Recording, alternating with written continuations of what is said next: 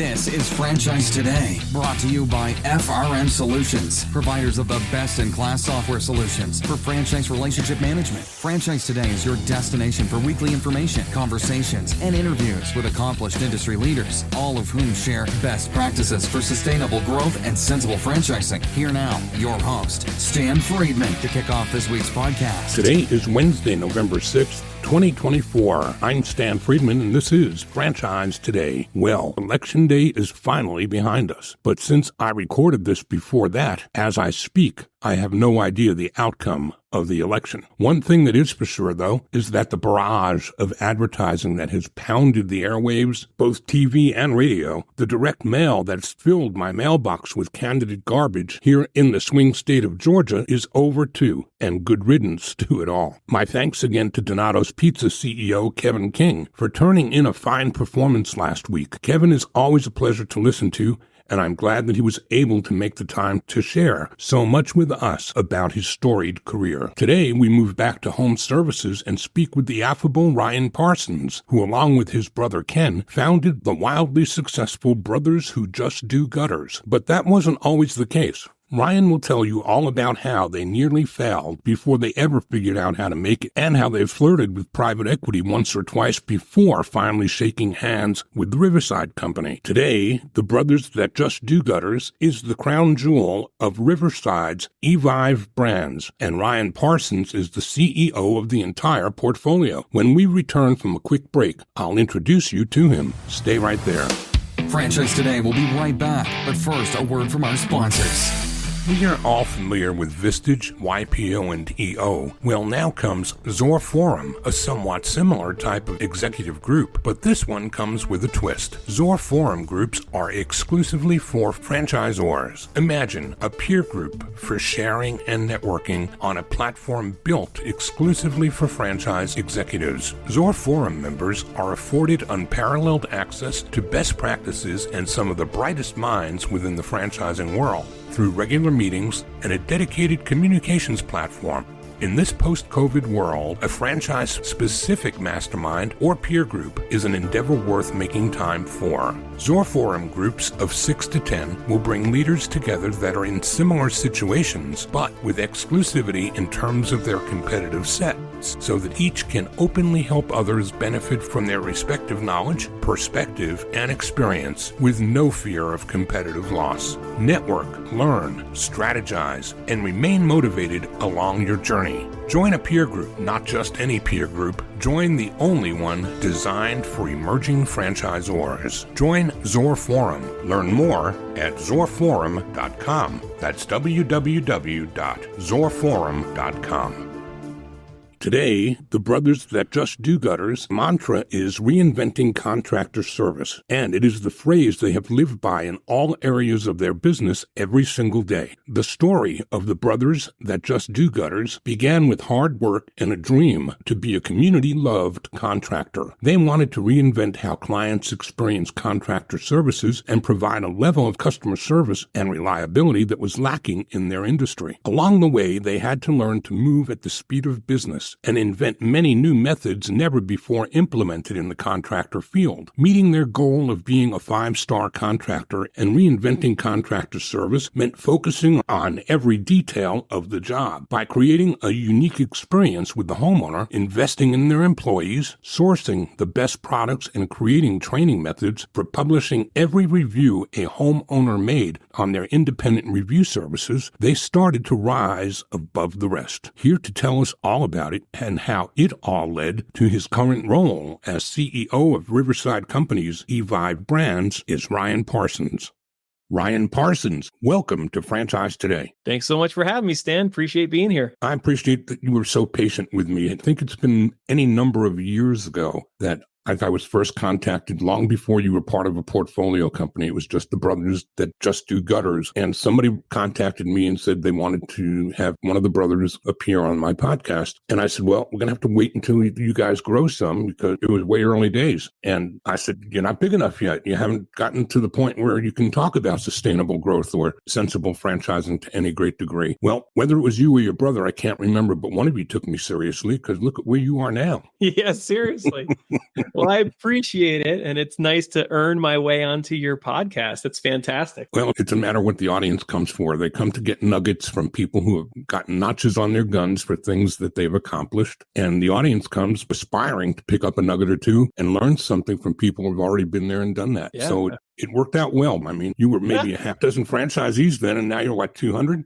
No, not quite, but it's been all right. It's been a good run. Over 100, maybe 120 or so. Well, and then you've got systems that are under the umbrella now too, but we're going to get to all that. We'll unpack all of that in the second half of our conversation. Right now, I have to ask you to start the conversation with me the way we do it every week. Franchising is unintentional. We don't go looking for it. We didn't go to school expecting to become an executive in a franchise business. So the first question of the day, Ryan, is how did franchising find you? All right. I love it. So franchising found us in the weirdest way. I was like always a systems guy. I always wanted to build, when we were building up the Brothers That Just Do Gutters, I wanted a system for everything. Loved the E-Myth, loved building that and branding. And it was really interesting that our clients would ask from time to time, they'd say, hey, are you guys a franchise? And we're like, oh no, that's funny. Why do you ask? Well, you just have everything together so well. It just seems like you're bigger than you are. And that little deposit of people saying that was enough for my brother, who's a crazy visionary. Like he comes up with the craziest ideas, and his crazy idea was, well, why we should franchise. And I'm like, holy cow. I'm like, all right. And then that was it. I mean, it really was just by clients thinking we were one.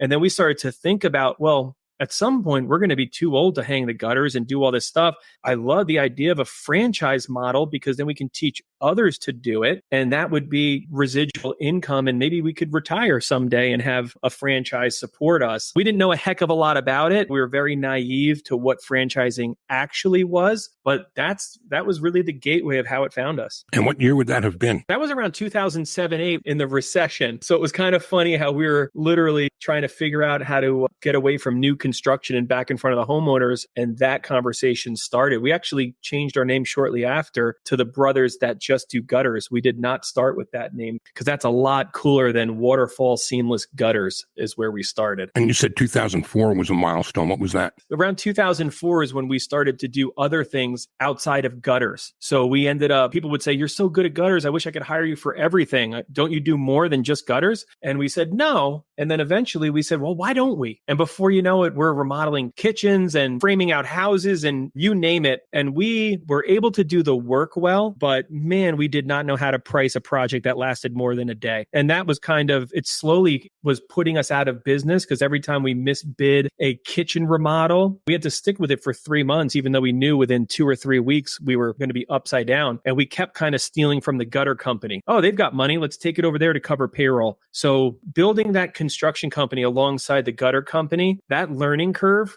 just completely drained both of the companies. And by the time the recession hit in 2007-8, we were on the verge of going out of business. And that's when we said, forget it. Forget construction. We only do one thing. The riches are in the niches. Let's forget everything else. And we're going to go right back to what got us here. And we rebuilt everything back on the gutter company, got back in front of the homeowner, away from new construction, and really concentrated on building a brand. And it was really cool because 2007 or 8, the whole purpose was franchising. So everything we did, it was like, well, can we duplicate this in another area? Is this system good enough? Is this technology going to scale? So it was a really great way to build a business knowing that you're going to franchise eventually. How many units were you operating at the time that you came to believe that you had proven concept and ready to start franchising? So 2007, the idea came about. 2010, we launched 2 pilot locations, not franchises, both brother-in-laws that were willing to give it a shot and be our first, not franchisees, but partners. And so we had 2,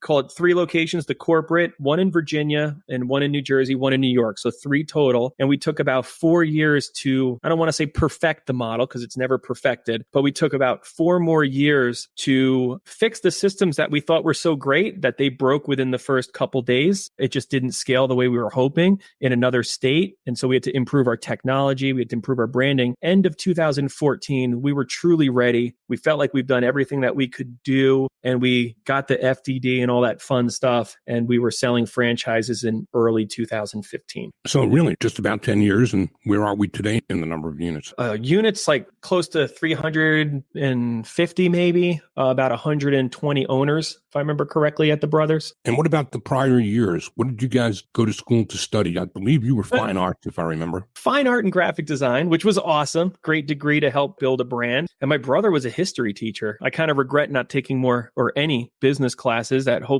could have maybe shortened our learning curve a bit. Yeah, completely different backgrounds. What year was it that you started hearing from private equity companies? And we're going to talk more about Riverside and your relationship with them and Evive. But how far down the road were you when you started getting door knocks or phone calls? I would say within the first year, we got like kind of sharks. They're like looking at our brand saying, hey, I can invest in you. Give me a piece of ownership. Some kind of, in hindsight, I was like, it's kind of gross that a few people approached us. I think they bet on enough brands, some of them will make it. And then we didn't get any kind of serious interest until probably 2020, maybe 19. And we kind of ignored it at first. We were so naive. I didn't realize anybody bought the entire franchise system. The first time private equity approached us in any real manner, I tried to set them up on a FranDev call with my brother. I'm like, oh, he'll show you a slide. You want to buy a franchise? What area? And they're like, no, the whole thing. I'm like, what do you mean? We didn't get into franchising knowing that there's like, this can be this grand exit. We thought selling franchises and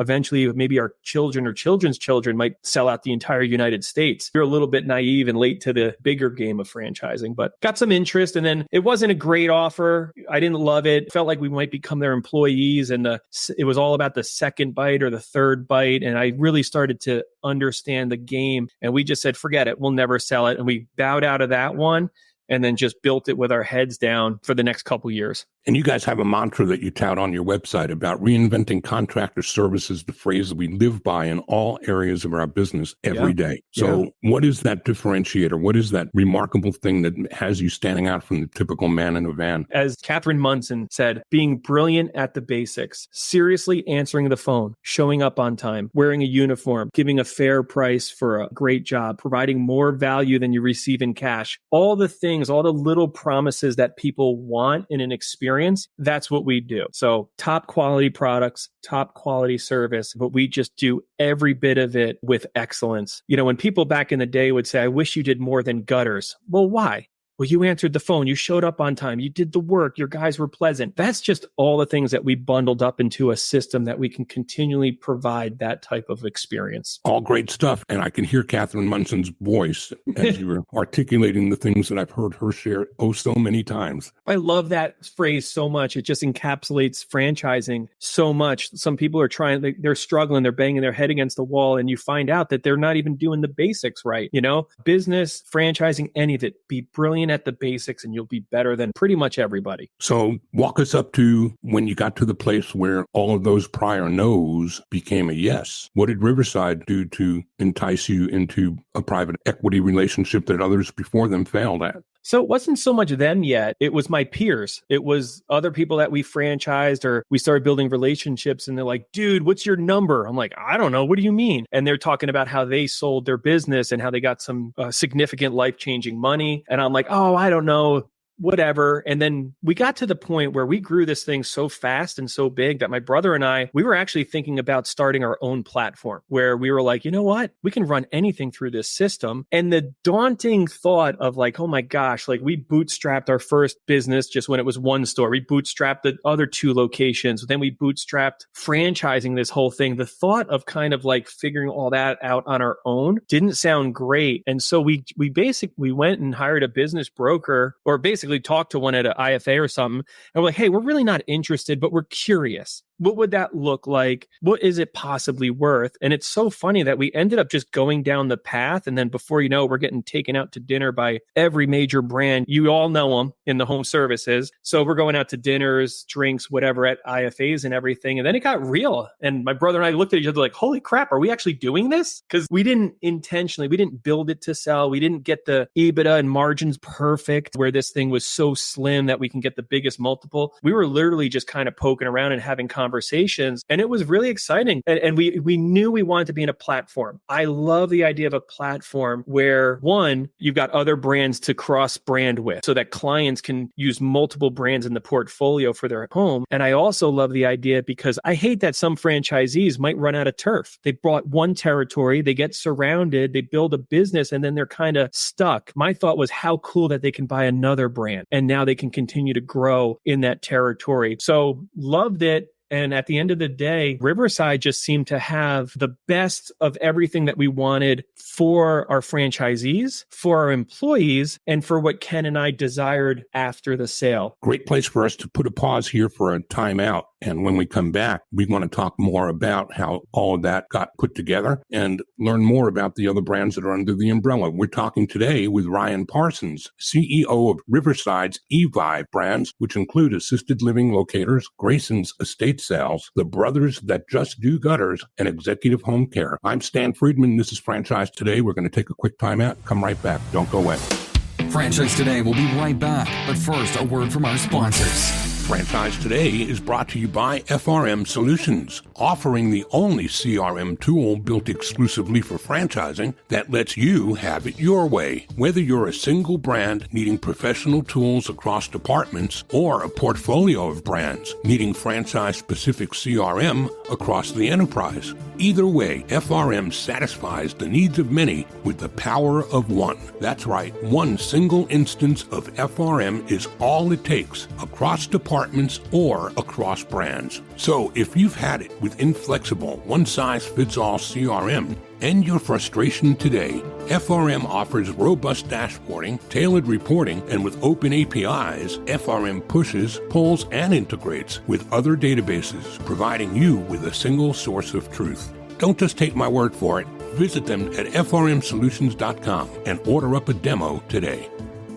And we continue our conversation today with Ryan Parsons, CEO of Riverside's Evive Brands. So till now, we've put a lot of focus and attention on you becoming part of the Riverside family, and now you create a portfolio called Evive Brands. Tell us more about that. So it's a platform that was already in place before they acquired the brothers, and they had the 3 senior service brands: Assisted Living Locators, Executive Home Care, and Grayson's Estate and Business Liquidators. And we were the first service brand to enter into that platform. So with a focus on basically from the time someone buys a home to the time they're called home, we want to be the platform that they're able to have the entire life cycle of home ownership and life with. So the platform was already in place. Who was at the helm before you, and how did you aspire to become the CEO of the whole shooting match? Yeah, so there was someone else at the helm, and I was supposed to be the one leading like the home services side, but as it came closer to the acquisition, they ended up putting me in charge of the entire platform as the CEO of the entire platform. And so how does it feel to be in the place that you become part of a corporate entity when you never aspired to be part of a corporate entity? Does it feel different? Do you still have the affection that you had for your brand, even though it's now part of a larger family? And how does that look? Great question. So about a year or so prior to becoming acquired, I put a brand president in place. I'm a big believer in you have to be replaceable to be promotable, right? So I was always, actually I wasn't always, but the last 5-6 years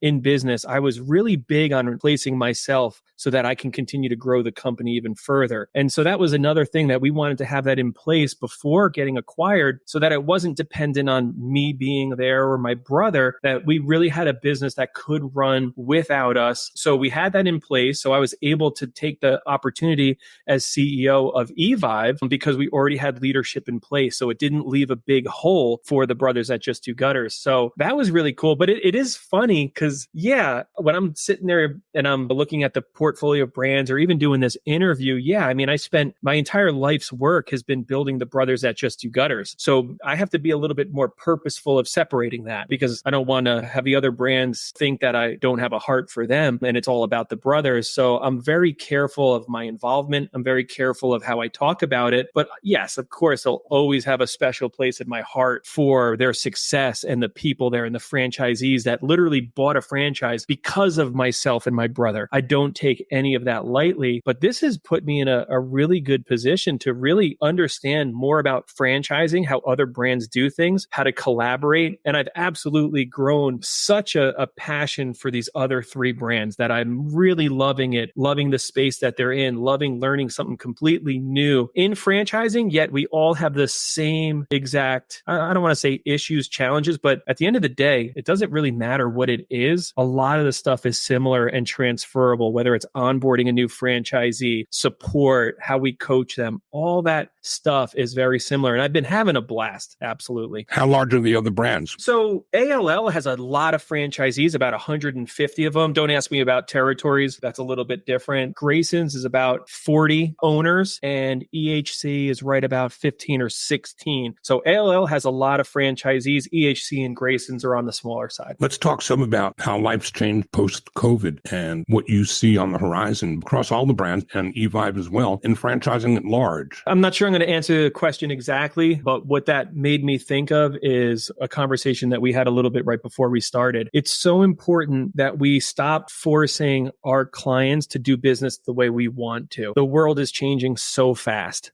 And we have to be able to meet them where they want. I saw a statistic. I was at a Vistage meeting. No, actually, it was at a Riverside event, and it was an economist. They were doing this presentation, and they showed a statistic that scared me so much that said 72% of people do not want to meet with somebody in person anymore when it comes to doing business. And that used to be the whole thing, is like in the service business, they used to call it one-leggers. There's companies that wouldn't meet. If there was a married couple, they refused to meet if they both weren't there. And so on and so forth. And now we're at a time where 72% of people are like, well, how can I do whatever I'm trying to do or hire whoever I'm trying to hire and not meet them? And I think a lot of us aren't equipped to do it that way. So I think the people that embrace technology the most, embrace AI, embrace how we can do something over the computer or through technology to provide, whether it's in-home care, an estate sale, or even getting a gutter quote. Do I really need to go to somebody's house anymore? Or could I use satellite and technology and other methods to perform that? So I think COVID was the great equalizer in the sense of, I don't care what your age is, everyone had to figure it out. If you wanted to see your grandkids, you had to figure out how to use Zoom or FaceTime. And it was also a great equalizer in marketing. Competitors that were never very digital savvy, that relied on referrals only, they're either gone or they had to get on board. So it's really made marketing a lot more competitive and difficult in the Google space. And I think it's helped us create more ways to serve clients if we're pivoting, that we can get on the forefront and we can have more of a market share than ever before, unless we're a little bit stuck behind the times.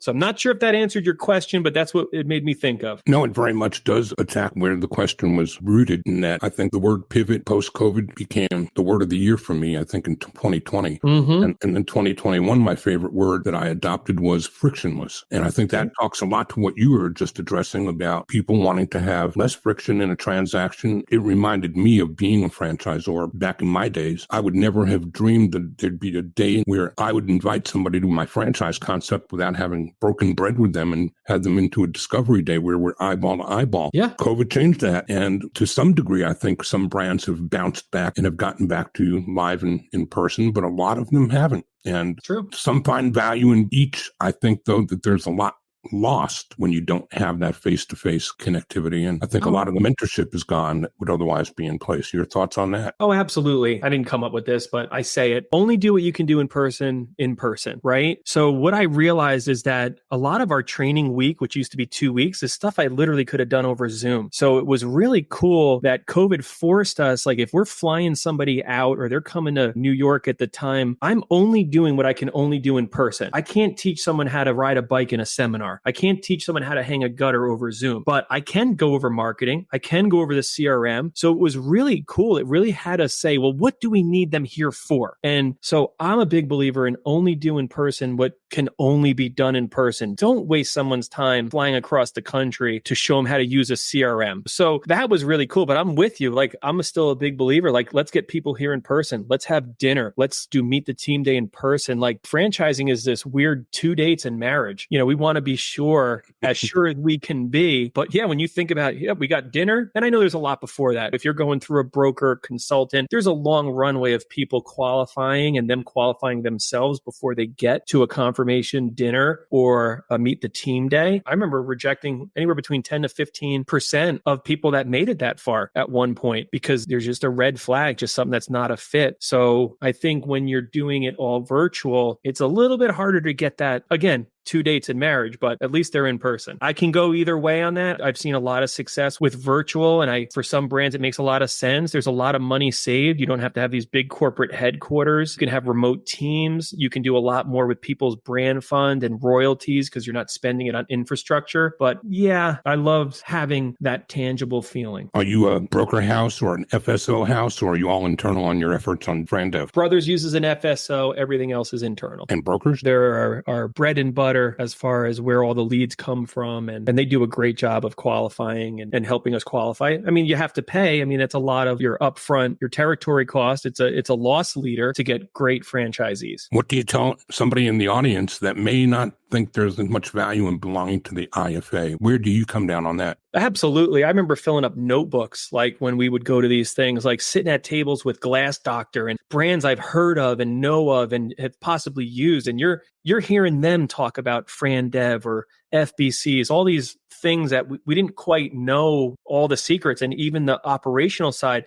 So it was enormous. So that's what I meant. It's like it was enormously valuable for the education, but we weren't making inroads in the sense of being able to sell more units. But my gosh, you're 100% right. The access. And I've never been part of something that everyone freely gives. It was like so funny that people are going up on stage and talking about what you would almost consider proprietary or brand secrets. It's a very cool industry where when people are succeeding, you put them on a panel, they'll tell you what they did. Yeah, it's kind of funny how we all compete with each other, but no one really looks at anybody as a competitor. I don't want to say nobody, but the great majority of people freely give the way they've been given to. It confounds a lot of people when they come for the first time. I liken it to being the mentality is more like IFA becomes the franchisor, and no matter what brands we are a part of, we become like franchisees, and we come into the mothership for the convention, and all of the other brands that are part of the IFA and you're talking about that are sitting on panels together, where Firehouse, Subway, and they're all on one panel sharing openly. You go to a local chamber of commerce and try to find that kind of synergy. It doesn't exist. That's where I saw Catherine Munson talk about being brilliant at the basics. I mean, that was unbelievable. That stuck with me. That was maybe one of the first conferences I went to, and that stuck with me. So absolutely think you got to be part of all of that. And then the activism side, that when you're emerging, it's really hard to find bandwidth of all the kind of things that they do on our behalf. But as you start to mature in it and have a little bit more bandwidth, you're like, thank God there's people out there advocating for franchisors and franchisees. So I think it's enormously valuable. What are you seeing in the 1, 3, 5 year forecast? If you were reading the tea leaves, where are we heading as a business model? I think the next couple of years are going to be awesome. And then I think we're going to have to brace for a little bit of a recession, probably 2030. So I just see that this is always a good model, franchising and giving people a head start. So I don't see anything I'm too scared of. Well, that's good. You? I think, well, I'll let you know next Tuesday. What's next Tuesday? Election day. Gotcha. So I'm part of Vistage, and there's these economists, and they said no matter who wins every year, nothing really impacts the industries the way we think long term. So I was always curious about that. Are we better off with left or right or mid, whatever? And it's funny, from economists and pure number standpoint, they don't see much of an impact in our industries. Well, I pray that they're right. Yeah, I hear you. And that we find our way back to the center again somehow or another, that we can all kind of agree to disagree. The days of Ronald Reagan and Tip O'Neill were the best political years ever in my life. You could go knocking heads and banging your heads against the wall and fighting for the things that you believed in. And when you were done arguing, you went and got a beer. That would be what I would wish for again. Yep. I don't disagree at all. All right, so we're at the place where I have to ask you my toughest question as we kind of round out to the final turn. What have I not asked you today that you might wish that I did, Ryan? Oh, man, you even prepped me on this one. The answer could be nothing. It's okay if we've covered it all. Yeah, no, I think we did an awesome job of covering everything. I hate to have a nothing sandwich here, but nothing's popping up into my brain at that question. Well, then there's only one question left. And that is, how do people find you again that listen to this and want to learn more? Well, hit me up on LinkedIn. I'm going to be super active, or hit me up right on my email, rparsons@evivebrands.com. Happy to help. This has been fun, Ryan. I can't believe that we pushed through this as quickly as we did, and we did it with a few laughs and had some fun at doing it. So thank you for spending some time with the audience on Franchise Today, and we wish you the very best for the end of this year and the start of the new one. Ryan Parsons, CEO of Evive Brands. Thanks again. Thank you. Appreciate it. Well, that's a wrap for today. Remember to subscribe to Franchise Today wherever you chase pods, and I'll see you right back here next week with a big announcement and a surprise guest to go along with it. Until then, I'm Stan Friedman wishing you the best, the very best of all things franchising, and Franchise Today is out. Franchise Today is a production of FRM Solutions, providing best-in-class CRM tools to empower relationships with prospective and existing franchisees. Find them online at frmsolutions.com. Join Stan every Wednesday at noon Eastern for another episode of Franchise Today. When it's PCS time, you know the drill. Pack, research the new base, get the kids in school, because family supports family. At American Public University, we support military families with flexible, affordable online education that moves with you. As a military spouse, your tuition rate is the same as your partner's, just $250 per credit hour. American Public University, education that moves with you. Learn more at apu.apus.edu/military.